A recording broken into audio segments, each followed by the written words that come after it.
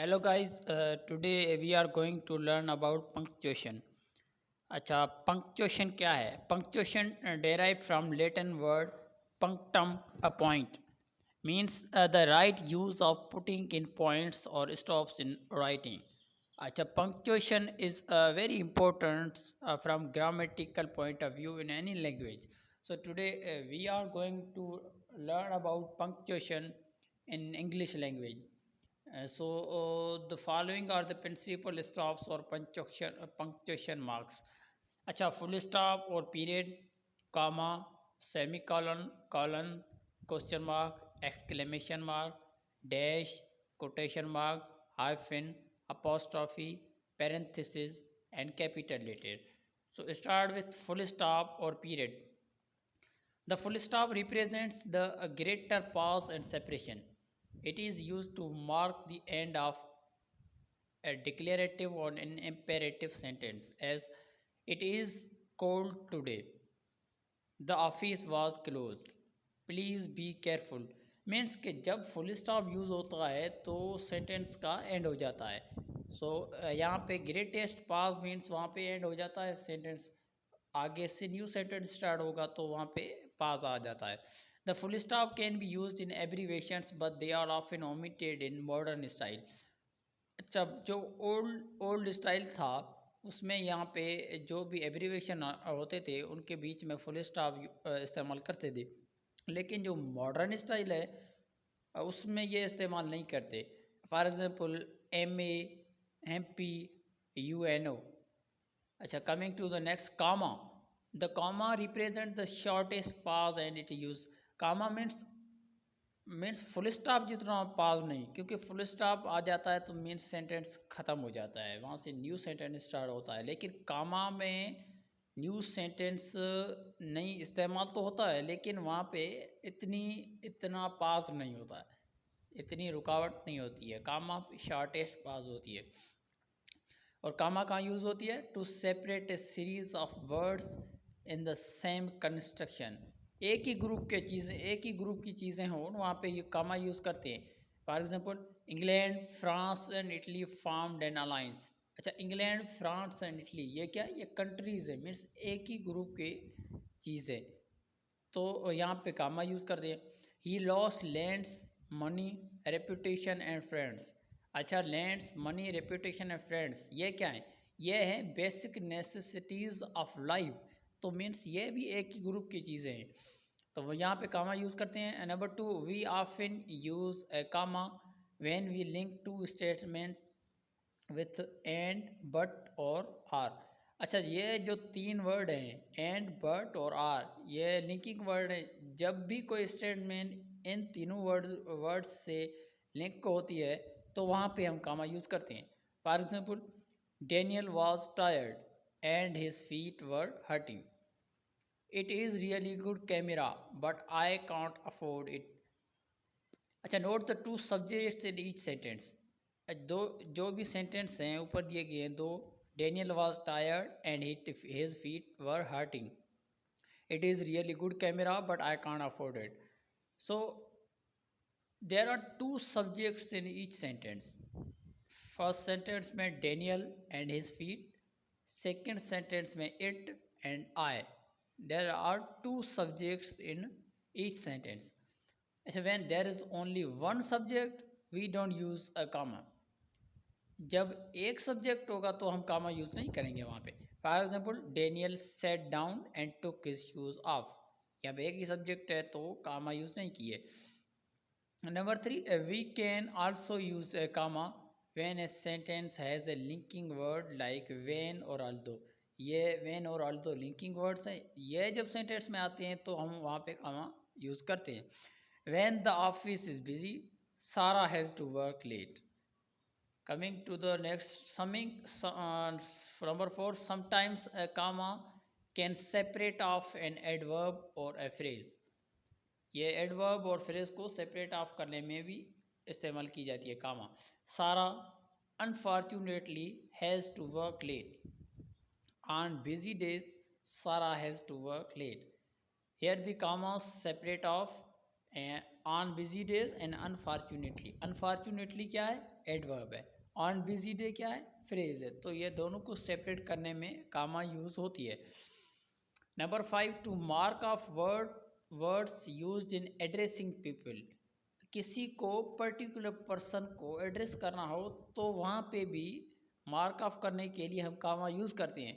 For example, how are you Mohan, हम खाली how are you लिखते तो ये पता नहीं चलता कि हाउ आर यू तो जनरल है, किसको बोला गया है, पर्टिकुलर कोई पॉइंट आउट नहीं हुआ है, मार्क ऑफ नहीं हुआ है। तो मार्क ऑफ के लिए हम यहाँ पे कामा यूज़ किए हमने, तो ये मार्क ऑफ हो गया कि मोहन को हाउ आर यू बोला है। Lord of the universe shield us and guide us. अच्छा, number 6, to mark off a direct quotation from rest of the sentence as exactly so said Alice। अच्छा, means उनको भी जो भी कोट क्या है, किसी ने भी बोला है ये कोट क्या है, उनको मार्क अप करने के लिए कामा यूज़ कर सकते। Means exactly so said Alice, किसने कहा, अलाइस ने कहा, क्या कहा, एग्जैक्टली सो कामा के ज़रिए हमने ये जो कोटेशन है वो अलग कर दिया। Go then said the ant and dance winter away. Number 7, before certain coordinative conjunctions, coordinative conjunctions के पहले भी हम कामा यूज़ करते हैं। For example, to act thus is not wisdom but folly, folly coordinative conjunction है, उसके पहले हम कामा यूज़ करते हैं। So coming to the next, semicolon, the semicolon represents a pause of greater importance than that shown bye कामा।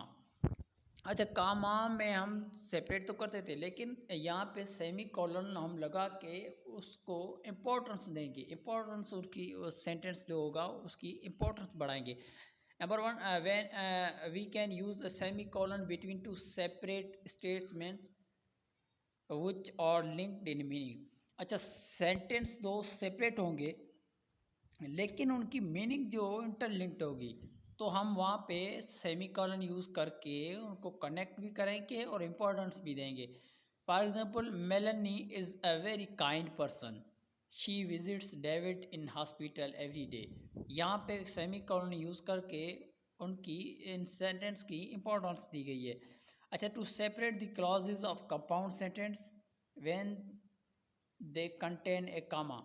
अच्छा, जब compound sentence में कामा होगी तो वहाँ पे हम सेमीकोलन यूज़ करके हम इंटरलिंक्ड करेंगे किसको, सेंटेंस को।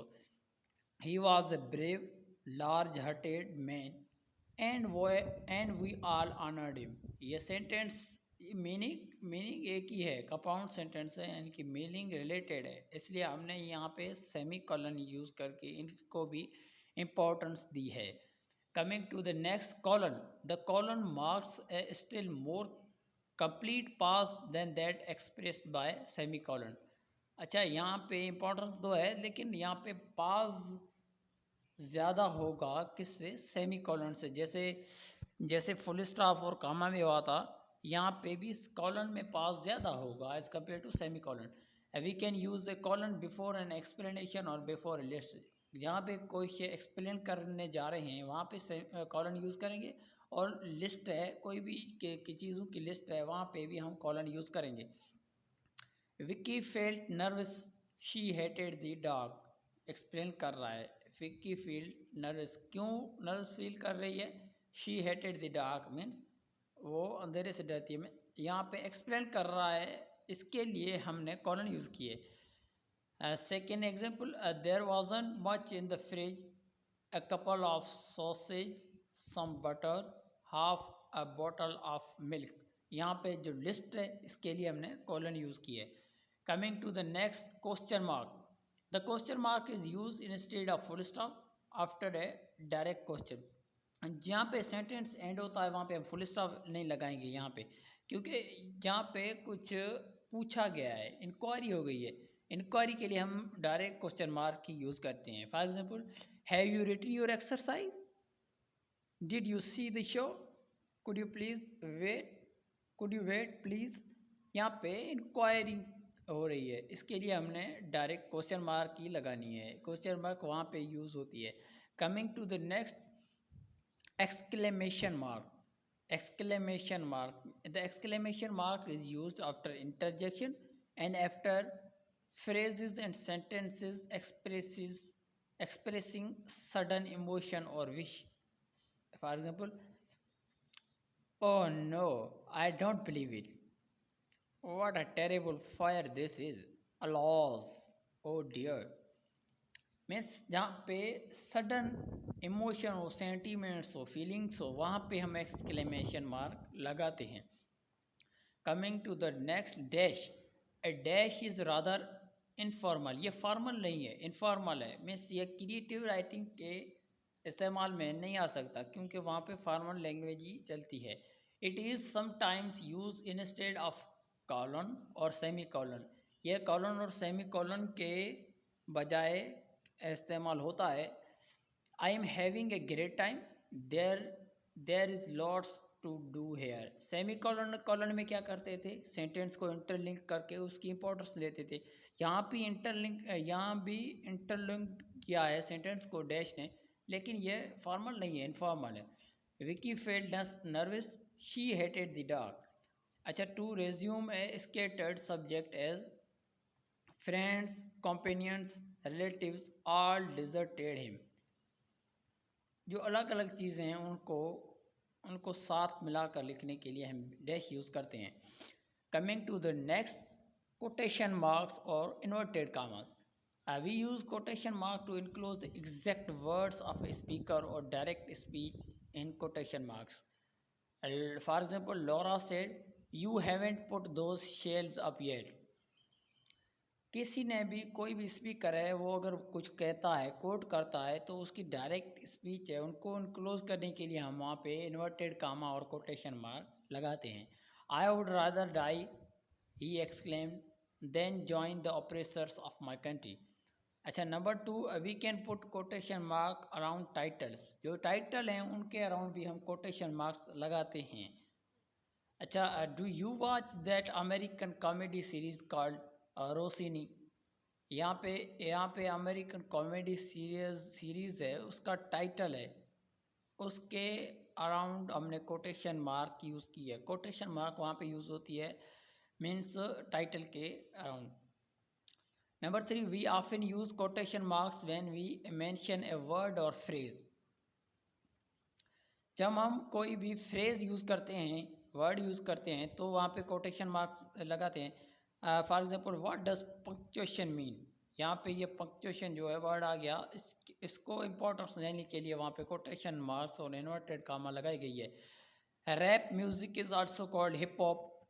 ये फ्रेज है हिप हॉप फ्रेज है. रैप म्यूजिक को हिप हॉप कहा जाता है, यहाँ पे कोटेशन मार्क लगाइए. Coming to the next, hyphen. We sometime use hyphen in these structures. अच्छा, जो नीचे दिए गए स्ट्रक्चर्स हैं वहाँ पे हम हाइफिन यूज करते हैं. नंबर 1 है कंपाउंड नाउन. कंपाउंड नाउन कौन सा, ईटिंग आइसक्रीम. आइसक्रीम यहाँ पे कंपाउंड नाउन है. अच्छा, number 2, compound expression before a noun. An oven ready meal.